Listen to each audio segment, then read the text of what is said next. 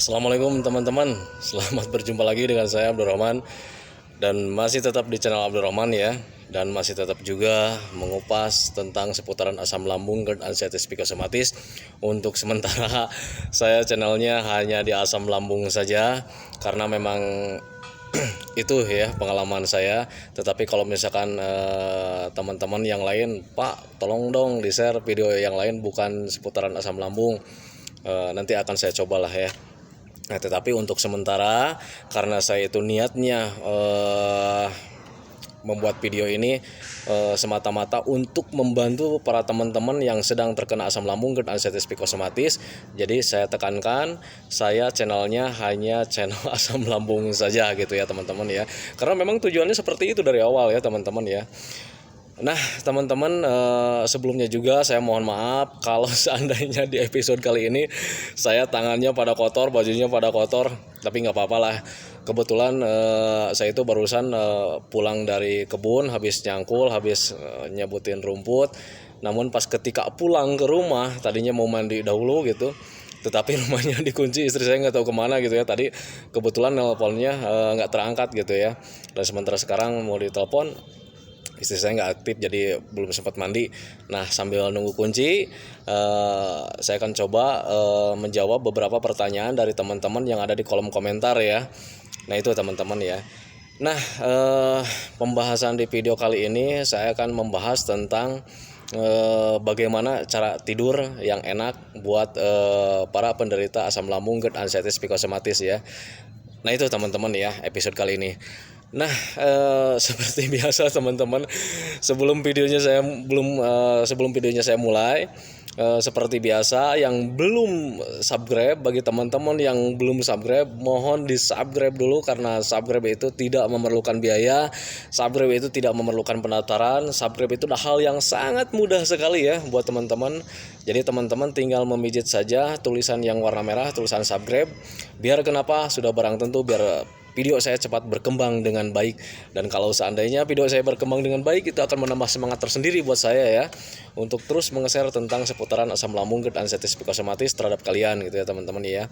Dan jangan lupa juga ditekan juga tombol loncengnya, biar kalian juga dapat notifikasi atau pemberitahuan video saya yang terbaru. Karena saya itu akan terus nge-share ya tentang seputaran asam lambung, GERD, anxieties, psikosomatis, dengan tujuan ya semoga saja gitu ya video saya itu menjadi wasilah atau jalan keluar bagi para penderita asam lambung, GERD, anxieties, psikosomatis, sehingga membaik, apalagi sampai dengan sembuh total ya. Amin ya rabbal alamin. Nah itu teman-teman ya. Dan ditekan juga tombol like-nya, biar itu menjadi acuan buat saya seberapa banyak sih orang yang menyukai video saya. Nah itu teman-teman ya. Dan yang paling utama, agar video kita ini, agar pengalaman sakit kita ini, agar penyakit kita ini, walaupun yang namanya penyakit itu menjadi lahan ibadah buat orang lain, makanya di-share juga ya teman-teman ya, di-share di Facebook, di WA, di Instagram, dan di media sosial yang lainnya, agar orang-orang yang belum tahu ya, agar orang-orang yang terkena asam lambung, GERD, anxieties, psikosomatis kemudian belum tahu jalan keluarnya, mereka akan tahu ya jalan keluarnya seperti apa. Dan kemudian apalagi sampai dengan sembuh total, pasti mereka akan mengucapkan hamdalah ya, dan rasa syukur mereka itu sudah barang tentu menjadi lahan ibadah buat kita semua. Jadi jangan khawatir kalau misalkan sakit ini kita derita memang cukup nggak nyaman sekali gitu ya, jadikan saja lahan ibadah ya, jadikan saja lahan ibadah buat mereka gitu ya. Jadi tolonglah di-share gitu ya videonya di WA, di Facebook, di Instagram, dan di media sosial yang lainnya. Niscaya Allah itu akan menyayangi orang-orang yang suka melakukan kebaikan. Dan bayangkan saja kalau misalnya kalian melakukan kebaikan terhadap orang lain, kemudian berdoa minta disembuhkan kepada Allah itu penyakit Anda, kun payakun ya, Allah itu maha besar, Allah itu maha penyayang, kalian akan dicabut nanti penyakitnya ya, bahkan disembuhkan sampai sembuh total, amin ya rabbal alamin. Nah itu teman-teman ya. Nah saya juga memohon kepada teman-teman ya, saling bantu aja ya, bantu saya juga ya. Kalau seandainya ada iklan di video saya, tolong jangan di skip, jangan jangan dilewati. Tonton aja iklannya ya, nggak lama kok, cuman beberapa detik.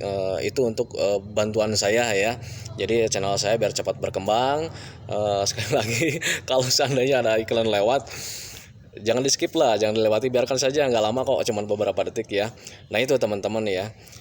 Nah kembali lagi ke topik utama teman-teman ya. Bagaimana sih cara tidur yang paling nyaman buat penderita asam lambung, GERD, anxieties, psikosomatis? Saya juga tidak memungkirinya ya. Ketika terkena asam lambung, GERD, anxieties, psikosomatis, tidur itu sangat sulit sekali ya. Sangat sulit sekali ya. Jadi terlentang nggak nyaman, kemudian kita itu berbaringnya itu sambil gimana ya?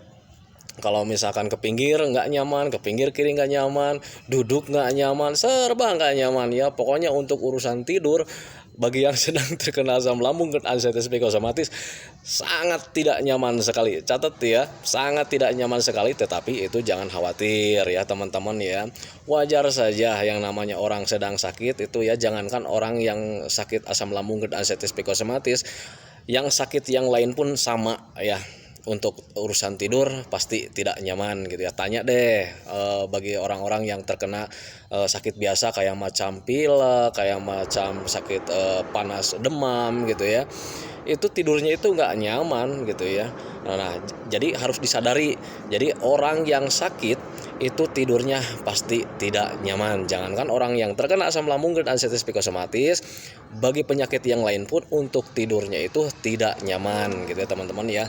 Namun ada kelebihan tersendiri ya, untuk penyakit asam lambung, GERD, anxieties, psikosomatis itu ada kelebihan tersendiri. Jadi tidurnya itu kalau misalkan sakit demam gini ya, kalau misalkan sakit demam kita tidurnya misalkan berbalik badannya itu ke arah kiri, kalau sudah nyaman ke sana ya sudah, pasti enak, pasti bertahannya di sana gitu ya. Tetapi ketika terkena asam lambung, GERD, anxieties, psikosomatis, tidur kita itu nggak nyaman, mau arah manapun nggak nyaman, mau posisinya gimana pun tidak nyaman gitu ya teman-teman ya. Nah yang harus kalian ketahui, bukan dicemaskan ya, jadi yang harus kalian ketahui kenapa bisa seperti itu, karena lambung kalian itu sedang kembung ya. Yang namanya kembung, duduk gitu ya nggak nyaman ya. Kenapa duduk sambil tidur sambil duduk nggak nyaman ya? Karena kita belum terbiasa ya, belum terbiasa kita tidur sambil duduk ya. Nah kemudian kita biasakan saja, misalkan biasakan saja tidurnya terlentang biasa gitu ya, itu pasti juga nggak nyaman. Kenapa seperti itu? Karena asam lambung kita itu sedang naik, dan kalau misalnya posisinya terlentang begini, dia itu akan cepat mudah naik ke arah kerongkongan. Jadi tetap saja tidak nyaman gitu ya teman-teman ya. Nah itu teman-teman, jadi jangan dibikin cemas, sadari saja, pahami saja kalau kalian itu sedang terkena asam lambung, GERD, anxieties, psikosomatis. Jadi tidur macam kayak gimana pun pasti tidak nyaman. Nah itu, jadi sekarang itu kalian itu kalau misalkan mau tidur, jangan mencari nyamannya ya, tetapi harus kalian itu tidur itu harus dengan fungsinya. Nah gitu teman-teman ya. Jadi perbedaannya sekarang begini, kalau dulu ketika belum terkena asam lambung dan anxieties, psikosomatis, kita itu tidurnya itu mencari posisi yang nyaman gitu kan ya. Nah untuk sekarang, karena untuk terkena asam lambung, GERD, anxieties, psikosomatis, itu tidur itu berbagai macam gaya pun pasti tidak akan nyaman. Jadi sekarang itu yang kalian cari solusinya itu adalah manfaatnya posisi aja gitu ya. Manfaat posisinya itu seperti apa sih yang buat kesehatan lambung kita agar lebih membaik. Nah itu, dan posisi itu biasakan saja, walaupun kalian tidak nyaman, biasakan saja. Nanti 1 hari 2 hari lambat laun itu kalian akan terbiasa, dan posisi itu akan menjadi nyaman tersendiri gitu ya. Nah sekarang posisi yang jangan dulu dilakukan ketika tidur yaitu posisi terlentang ya. Jadi bantalnya cuma satu, kita terlentang jadi satu jajar ya, sejajar antara kepala, kemudian dada, perut, kaki itu sejajar. Nah itu hindari dulu, karena kenapa?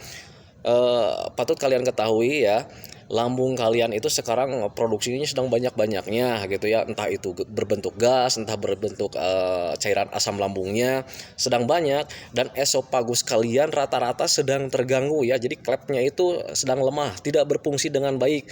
Jadi yang menahan asam lambung tidak keluar itu ya klepnya ya, esofagusnya. Nah sekarang bayangkan saja kalau misalnya esofagusnya tidak menutup dengan sempurna, akhirnya kalian tidur dengan terlentang, akhirnya mudah tumpah kan ya. Mudah tumpah karena yang sifatnya cairan, karena asam lambung itu cairan ya, itu selalu mensejajarkan gitu ya teman-teman ya. Jadi ketika tidur terlentang, akhirnya asam lambungnya bisa saja keluar, kena tenggorokan, kena mulut. Nah seperti itu teman-teman ya. Nah jadi posisi yang paling bagus untuk teman-teman yang terkena asam lambung dan anestesi psikosomatis, apalagi yang sedang parah-parahnya, tidurnya itu posisinya sambil nyender aja ya teman-teman ya. Jadi saya waktu itu, nih cerita pengalaman saya ya, waktu itu saya posisinya itu bantalnya itu bisa 4 bisa 5 waktu itu ya. Jadi saya tumpuk lah di belakang gitu ya, jadi tidurnya nyender begini aja gitu ya. Nah itu kenapa saya lakukan seperti itu, karena saya tahu ya esofagus saya itu waktu itu sedang terganggu, jadi menutupnya tidak sempurna. Jadi akhirnya biar asam lambungnya tidak naik, ya akhirnya saya tertidurnya nggak terlentang dengan sempurna, sambil nyender gitu ya. Itu posisi tidur seperti itu tidak nyaman sama sekali teman-teman ya, tidak nyaman sama sekali. Kenapa seperti itu? Karena saya belum terbiasa waktu itu ya, belum terbiasa dengan tidur posisi seperti itu. Makanya ketika saya melakukan seperti itu ya susah sekali tidurnya. Ya nggak nyaman masalah posisi, yang nggak nyaman masalah kita sedang sakit ya itu ya teman-teman ya. Tetapi waktu itu saya coba terus menerus karena saya tahu ya, karena saya pengen cepat-cepat sembuh, akhirnya saya lakukan terus menerus seperti itu ya. Kemudian pikiran saya alihkan, jadi ketika mau tidur pikiran saya tentang penyakit, tentang sensasi, tentang kehidupan saya lupakan waktu itu ya.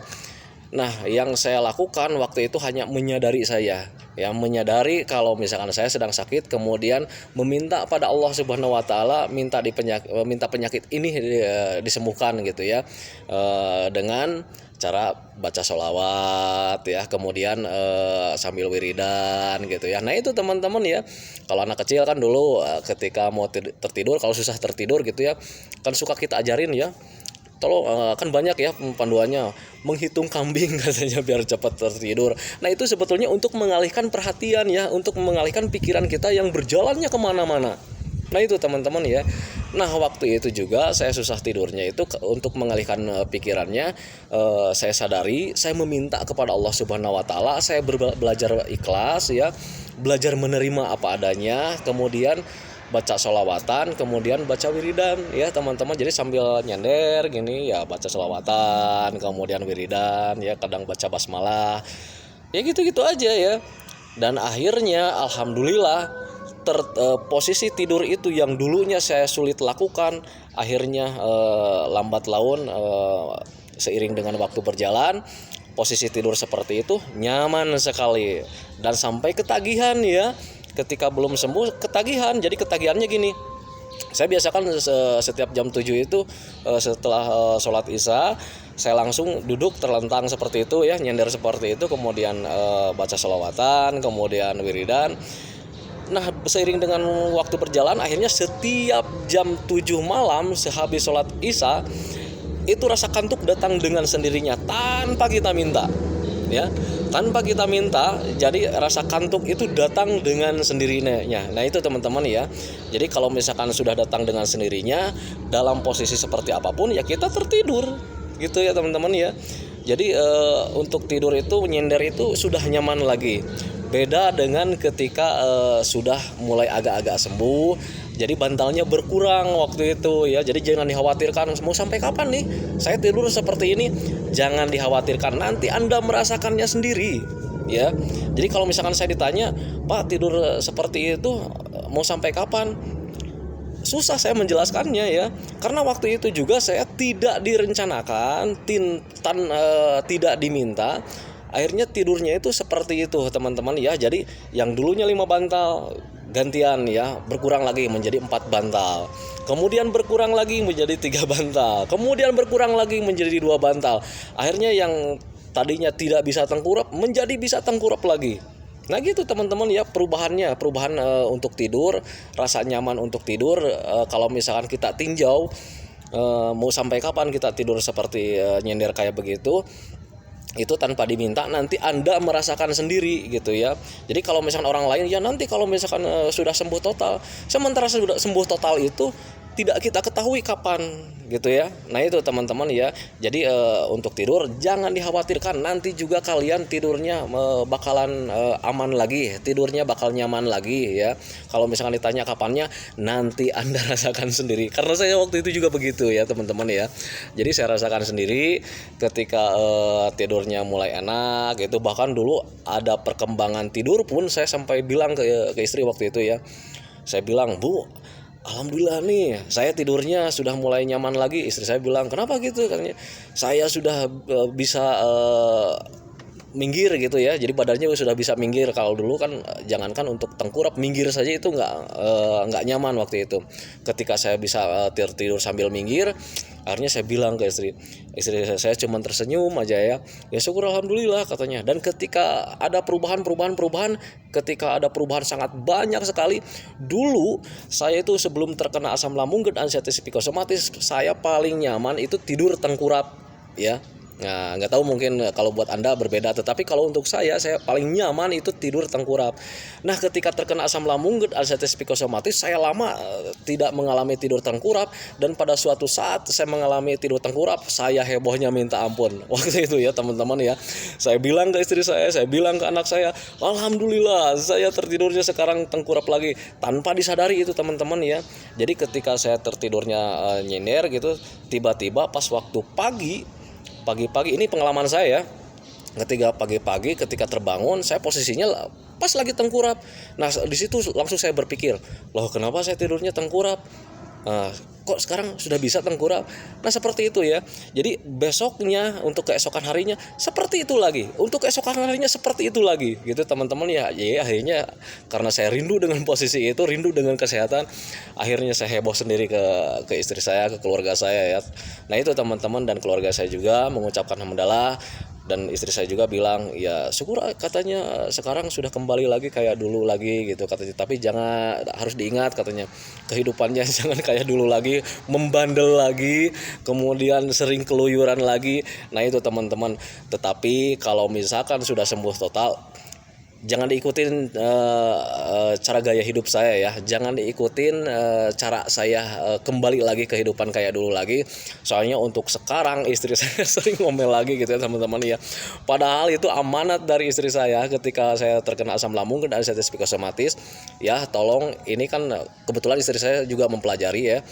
Istri saya bilang begini, "Nanti kalau ketika sudah sembuh total, tolong deh kehidupan yang dulu yang berantakan jangan dialami lagi," gitu ya. Nah waktu itu saya janji ke istri saya, "Iya Bu, saya janji karena saya ingin sehat terus, saya tidak akan berantakan lagi."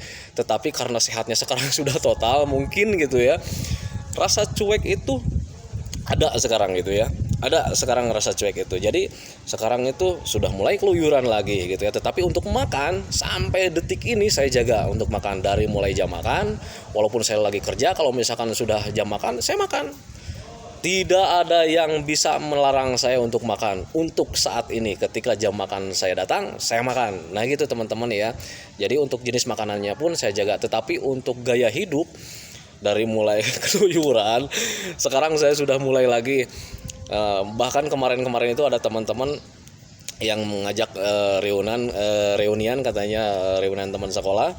Katanya, "Bang," katanya, karena dulu saya seringnya dipanggilnya abang ya, padahal saya orang Sunda.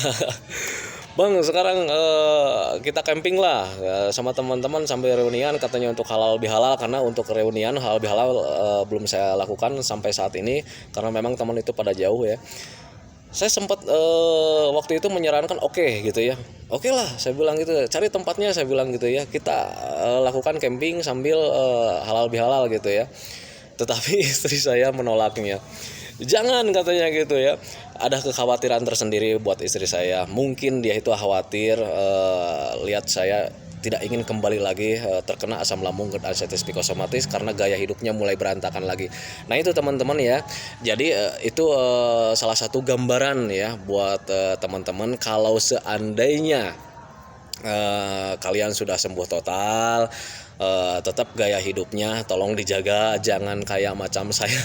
Saya sekarang hidupnya berantakan lagi, saya sudah mancing lagi, sudah tidak tahu waktu lagi gitu ya. Kadang pulangnya itu ya kadang jam 8 malam, jam 9 malam gitu ya pulangnya, tetapi untuk makan tetap saya jaga. Cuman untuk gaya hidup berangkat sudah saya kembali lagi ke kayak dulu lagi. Tetapi untuk teman-teman janganlah, soalnya takutnya gini ya teman-teman, takutnya kamu, istri kalian atau pasangan kalian nanti yang repot sendiri gitu ya, karena saya juga waktu itu seperti itu.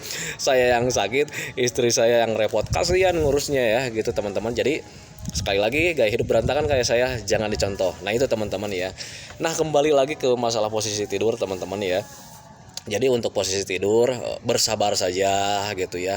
Jadi sekarang jangan mencari nyamannya posisinya kayak gimana, jangan, karena untuk asam lambung dan artritis psikosomatis posisi tidur itu berbagai macam gaya pun tidak nyaman. Sekarang lihat aja posisi segi manfaatnya ya. Jadi kalau misalkan tidur agak nyender, manfaatnya asam lambungnya tidak mudah naik, dan kemudian kalau seandainya asam lambungnya tidak mudah naik, itu sudah pasti ya akan mempercepat proses penyembuhan kalian. Nah itu teman-teman ya, beda dengan terlentang sejajar, itu asam lambungnya itu akan mudah naik ke arah tenggorokan ya, dan itu akan memperhambat atau memperlama penyembuhan kalian. Nah itu teman-teman ya.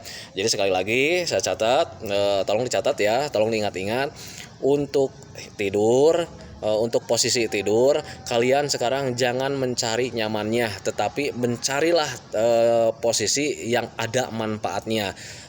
Nah sekali lagi saya katakan, posisi tidur yang paling besar manfaatnya itu untuk saat ini ketika sedang terkena asam lambung, GERD, artritis psikosomatis, apalagi yang lagi parah-parahnya, tidurnya itu posisinya yaitu menyender, sambil menyender aja gitu ya.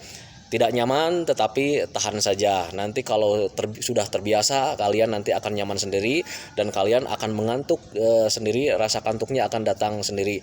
Nah itu cara mendatangkan kantuk. Pikirannya jangan kemana-mana ya. Pikirannya jangan berpikir tentang penyakit, jangan berpikir tentang sensasi, lupakan saja gitu ya. Cari kesibukan kalian itu dengan membaca sholawat dan wiridan. Nah insya Allah nanti juga akan membaik dengan sendirinya. Nah itu teman-teman ya. Nah itu teman-teman video dari saya seputaran masalah posisi tidur. Nanti saya akan jelaskan lagi tentang hal yang lainnya di video yang lainnya.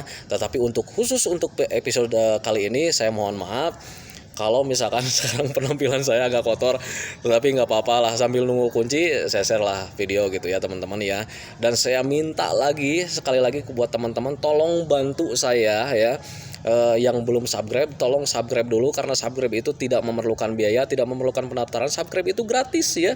Kalian cukup mudah saja dengan memijit tulisan yang warna merah, biar video saya cepat berkembang dengan baik. Dan sekali lagi, karena video saya sekarang sudah ada iklannya, bantu saya juga ya teman-teman. Mohon ya, kalau misalkan ada iklan yang lewat, tolong jangan di skip, jangan dilewati. Biarkan saja itu hanya beberapa detik ya teman-teman ya. Itu ya yang sekarang saya minta bantuan pada teman-teman. Oke teman-teman, selamat berjumpa lagi di video selanjutnya. Assalamualaikum warahmatullahi wabarakatuh.